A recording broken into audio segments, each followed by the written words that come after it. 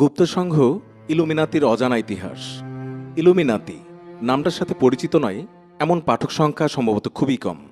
যেখানেই আছে রহস্য কিংবা চক্রান্তের গন্ধ, সেখানেই যেন ইলুমিনাতিকে খুঁজে পায় অনেকেই।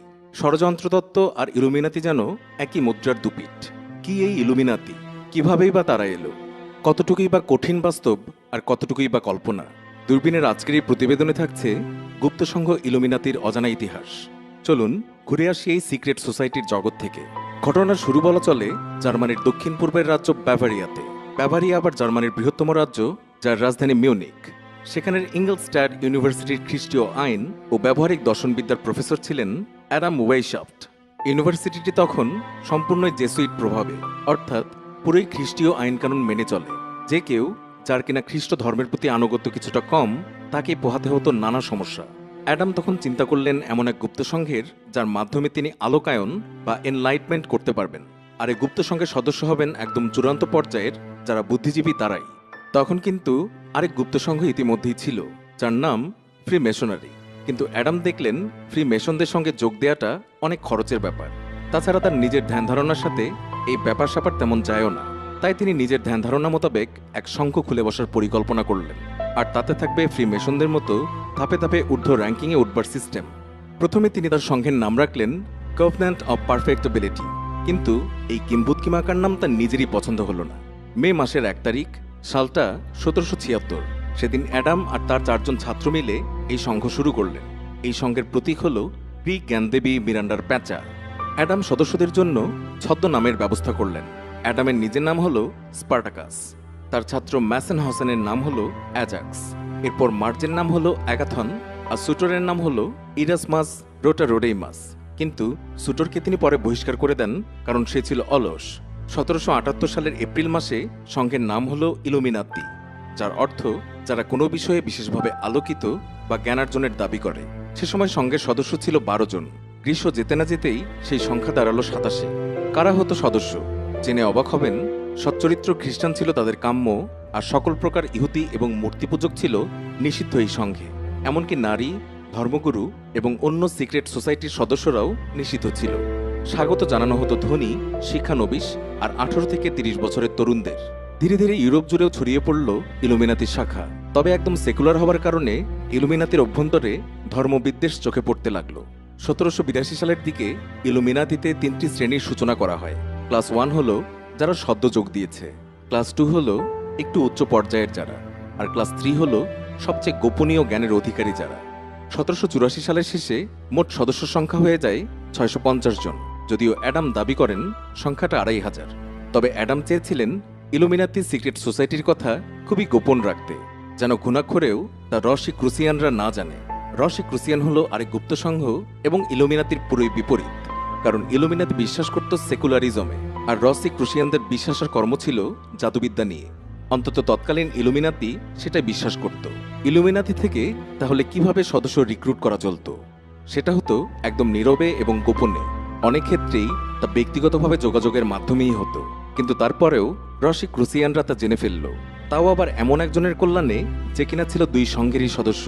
ফলাফল দাঁড়ালো ইলুমিনাতি যে একটি নাস্তিক সংঘ, সেটা রটে গেল পুরো ইউরোপ জুড়ে। ধর্মহীন ইলুমিনাতির বিরুদ্ধে জোর জনমত গড়ে উঠল। এদিকে ব্যাভারিয়ার শাসক চার্লস থিওডোর পুরোই ভয় পেয়ে গেলেন। তার সরকার সকল গুপ্ত সংঘ নিষিদ্ধ ঘোষণা করল। এই ব্যান আসলো 1785 সালের 2 মার্চ। অ্যাডাম পালিয়ে গেলেন, আর ইলুমিনাতির প্রচুর নথিপত্র সরকারের হাতে এসে গেল, এবং 2 বছর বাদে সরকার সেটা প্রকাশও করে দিল। এরপর যে ইলুমিনাতির কি হলো, ইতিহাস আমাদেরকে সে বিষয়ে নিশ্চিত করে কিছুই বলে না।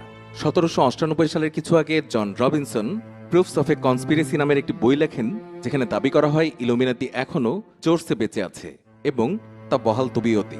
জন রবিনসনের প্রুফস অফ এ কনস্পিরেসি এই বইটি ভীষণ জনপ্রিয় হয়, এবং সে সময় এই বইটি প্রচুর বিক্রিও হয়েছিল।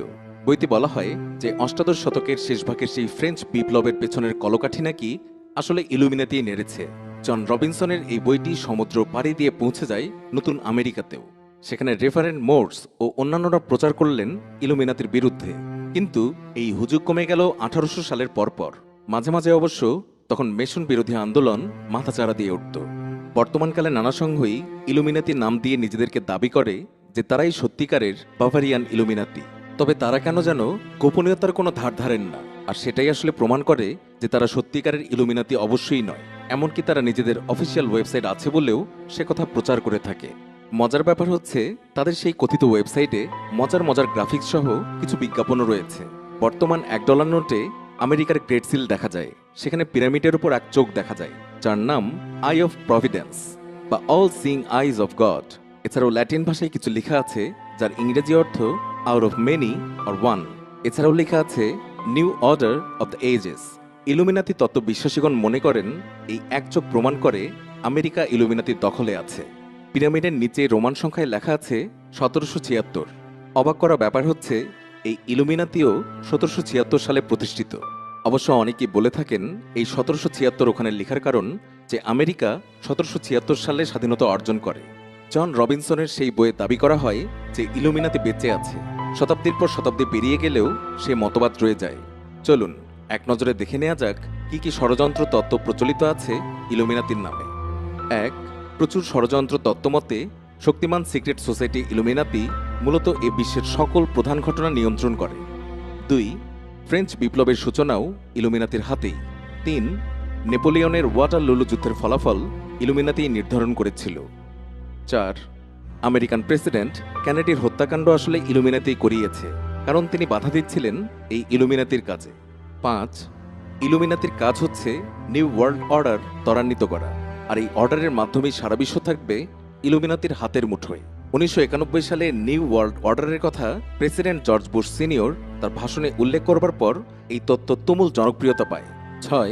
হলিউডের ফিল্ম ইন্ডাস্ট্রি ইলুমিনাতির দখলে। এর মাধ্যমে ইলুমিনাতি আপনার অবচেতন মনে তাদের বিশ্বাসগুলো সুকৌশলে ঢুকিয়ে দিচ্ছে কিংবা আপনাকে ব্রেইন ওয়াশ করছে। 7. শয়তানের উপাসনার মাধ্যমে স্বার্থ হাসিল করে ইলুমিনাতি। খ্রিস্টিয়ান ও মুসলিম ষড়যন্ত্র তত্ত্বমতে ইলুমিনাতির একচোখা প্রতীক প্রমাণ করে যে ইলুমিনাতি হলো সেই সংঘ যারা একচোখা দাজ্জাল কিংবা বাইবেল মতে 666 বা অ্যান্টি ক্রাইস্টের আগমনের পথ সুগম করছে। 8. বলা হয় এই ব্যক্তিরাও ইলুমিনাতি সদস্য। বারাক ওবামা, পোপ, রানী দ্বিতীয় Elizabeth, George W Bush, Kanye West, Bob Dylan, Rihanna, Beyonce, Lady Gaga, Jim Carrey, Madonna প্রমুখ। 9. Bob Marley, Kennedy, Michael Jackson, Heath Ledger এদেরকে স্যাক্রিফাইস হিসাবে উৎসর্গ করেছে ইলুমিনাতি। 10. সারা পৃথিবীর নিয়ন্ত্রণকারী বিল্ডারবার্গ গ্রুপের সঙ্গে ইলুমিনাতির রয়েছে ঘনিষ্ঠ সম্পর্ক। 11. ডিজনি কার্টুনের মাধ্যমে ইলুমিনাতি শিশু মনে ইলুমিনাতির বিশ্বাস ঢুকিয়ে দিতে চায়। 12. ইলুমিনাতির বৃহৎ পরিকল্পনার অংশ হিসাবে 1947 সালে একটি ইউএফও ক্র্যাশ করানো হয় আমেরিকার রসওয়েলে। সেখান থেকে 4 জন এলিয়েনকে উদ্ধার করা হয়। আমেরিকান মিলিটারির সহায়তায় তারা ব্ল্যাকমেইল করে তাদেরকে বাধ্য করে এলিয়েন প্রযুক্তি বিনিময় করতে। তারাও কিছু আকার পরিবর্তনে সক্ষম রেপটিলিয়ান এলিয়েন দ্বারা তাদের গুরুত্বপূর্ণ ব্যক্তিদের বদল করেছে, যেন তাদের মতোই দেখতে এলিয়েনরা কাজ চালিয়ে যায়। যেমন রানী দ্বিতীয় এলিজাবেথ একজন রেপটিলিয়ান এলিয়েন। এছাড়াও উন্নত ক্লোনিং প্রযুক্তির মাধ্যমে আসল ব্যক্তিদের হুবহু ক্লোন বসিয়ে দিয়ে পুরো বিশ্বের দখল নিতে চাচ্ছে ইলুমিনাতি। ড্যান ব্রাউনের বিখ্যাত উপন্যাস অ্যাঞ্জেলস অ্যান্ড ডিমন্স মূলত ইলুমিনাতি নিয়ে নতুন করে গণমনে আগ্রহ জাগিয়ে তোলে, যদিও সেই বই শেষ পর্যন্ত পাঠককে ইলুমিনাতি বিষয়ে হতাশ করে। এই উপন্যাস নিয়ে করা চলচ্চিত্রে রবার্ট ল্যান্ডন চরিত্রে অভিনয় করেছিলেন জনপ্রিয় অভিনেতা টম হ্যাঙ্কস। শত শত বছর ধরে অসংখ্য জল্পনা কল্পনার এই ইলুমিনাতি আসলে কি কাজ চালাচ্ছে আড়ালে আবডালে, নাকি এটা কেবল উর্বর মস্তিষ্কের অবিরত কল্পনাই? প্রিয় দর্শক, এই প্রতিবেদনের বিষয়ে আপনার মন্তব্য জানাতে কমেন্ট করুন এবং বিভিন্ন অবাক করা সংবাদের আপডেট জানতে সাবস্ক্রাইব করে আমাদের সাথেই থাকুন।